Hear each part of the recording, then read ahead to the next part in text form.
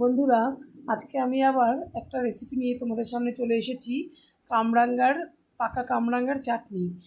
পাকা কামরাঙ্গা তোমরা তো অনেকেই খেয়েছো, জানো। আর আম বা টমেটোর চাটনি তো তোমরা সবসময়ই খাও।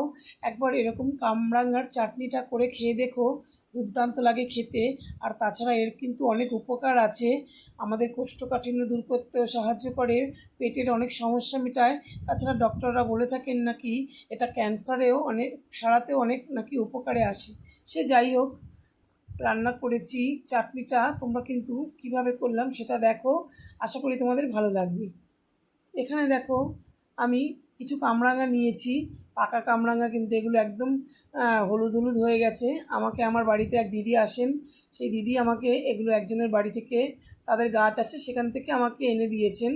তো আমি সেই জন্যই আমি ভাবলাম যে একেবারে চাটনিটা করে তোমাদের সঙ্গে শেয়ার করি। তো এই কামরাঙাগুলোকে খুব ভালো করে ধুয়ে নিয়েছি। তারপরে এই একদম দুটো দিক, মাথার দিক আর দুটো দিক আর কি একটু একটু করে কেটে নিয়ে আমি ছোট ছোট পাতলা পাতলা, একদম পাতলা করব না, একটু মোটা সাইজের রেখে পিস পিস করে কেটে নেব।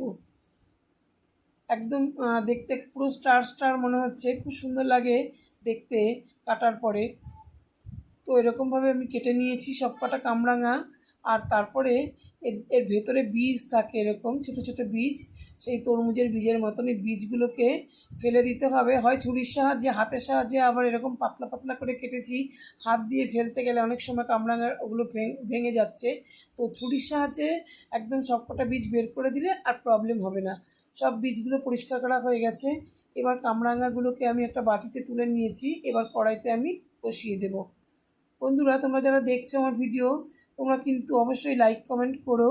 আর নতুন বন্ধুরা তোমরা কিন্তু সাবস্ক্রাইব করে পাশে থেকো। এবার আমি দেখো, কড়াইতে, গ্যাসের একটা কড়াই চাপিয়ে কড়াইতে সর্ষের তেল দিয়ে দিলাম। সর্ষের তেল দিয়ে, পরিমাণ মতন সর্ষের তেল দিয়ে দিলাম, চাটনি করতে যতটুকু লাগে। তারপরে আমি এর মধ্যে পাঁচফোড়ন সোমবার দিয়ে দেবো। পাঁচফোড়নের সঙ্গে তোমরা কিন্তু সর্ষেটাও দিতে পারো। আমি পাঁচফোড়নটাই শুধু দিলাম, তাহলে সর্ষেটা দিলে পরে পুরো আচারের মতন লাগবে খেতে। আর বন্ধুরা, তোমরা কিন্তু পুরো ভিডিওটা দেখো, শেষ পর্যন্ত দেখলে বুঝতে পারবে যে আমি কি দিয়েছিলাম, যাতে একদম চাটনিটা পুরো আচারের মতন খেতে লাগছিল। মনে হচ্ছিলো যেন আমি কামরাঙার আচার খাচ্ছি।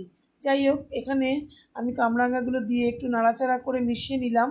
তারপরে এখানে একটু নুন আর হলুদ দিয়ে দেব, যাতে একটুখানি কামরাঙাটা একটু নরম হয়ে যায়। আর তার সঙ্গে দেব একটু হলুদ দেওয়ার পরে, তারপরে আমি এখানে একটু লাল লঙ্কার গুঁড়ো দেব। সেটা কিন্তু সম্পূর্ণ অপশনাল, তোমরা চাইলে নাও দিতে পারো। কিন্তু যারা একটু ঝাল ঝাল, টক ঝাল মিষ্টি পছন্দ করো, তারা একটুখানি কিন্তু লঙ্কার গুঁড়ো দিতে পারো। দারুণ লেগেছিল দিয়েছিলাম জন্য এই সামান্য একটু লঙ্কার গুঁড়ো, একদমই অল্প। তো এটাকে দিয়ে খুব ভালো করে নেড়ে চেড়ে মিশিয়ে নিয়ে তারপরে আমি 2 মিনিটের জন্য একটু ঢেকে রাখবো। গ্যাসের আঁচটা কিন্তু কমিয়ে রেখেছি। আর এটা 2 মিনিটের জন্য ঢেকে রাখলে পরে একটু নরম হয়ে যাবে। 2 মিনিট পরে দেখো, আমি খুলে দেখাচ্ছি তোমাদের। কামরাঙাটা কিন্তু অনেকটা নরম হয়ে গেছে। দেখতে পাচ্ছ, অনেকটা নরম হয়ে গেছে, আরও কিছুটা সেদ্ধ হতে হবে। এবার নাড়াচাড়া করে নিয়ে আমি এখানে একটা মিডিয়াম সাইজের বাটির হাফ বাটি চিনি দিয়ে দেব। কামরাঙাটা কিন্তু খুব মিষ্টি ছিল, যেহেতু পাকা ছিল একদম হলুদ। তো আমার মিষ্টিটা আমি এই হাফ বাটি দিলাম, আর একটু কম দিলেও মনে হয় ভালো হতো, কারণ একটুও টক হয়নি, খুব মিষ্টি হয়েছে আচারটা। আর এর সঙ্গে তোমরা চাইলে হাফ চিনি হাফ গুঁড়ো দিতে পারো। এবার দেখো, আবার কিন্তু একটু ঢেকে দেবো, কারণ চিনিটা গলবার জন্য। আর গ্যাসের আঁচটা কিন্তু কমিয়ে দিয়েছি। দেখো, আবার 2 মিনিট পরে খুলে দেখলাম যে দেখো চিনিটা গলে গিয়ে বেশ রস রস বেরিয়ে গেছে। আর আমি কিন্তু কোনো জল দেইনি। বন্ধুরা, জল দেওয়ার প্রয়োজন নেই, তাহলে কিন্তু টেস্টটা নষ্ট হয়ে যাবে। এইবার আমি কি দেব দেখো বন্ধুরা, এইবার এর মধ্যে আমি একটু বিট নুন দিয়ে দেবো। দেখো, বিট নুন দিয়ে একটু হাফ লেবুর রস আমি এখানে, পাতিলেবুর রস চিপে দেবো। এটা যদি তোমরা দাও, একদম মনে হবে তোমরা আচার খাচ্ছ, একদম কামরাঙার আচার খাচ্ছ মনে হবে। আর দুর্দান্ত লাগবে খেতে, টক ঝাল মিষ্টি আচার এভাবেই কিন্তু তৈরি করে নেওয়া যায়। তো আমি চাটনি বানালাম, তোমরা এভাবে চাটনি বানিয়ে খেও।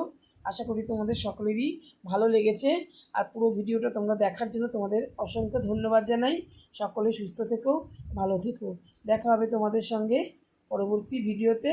ততক্ষণ পর্যন্ত তোমাদের সকলকে ধন্যবাদ জানাই।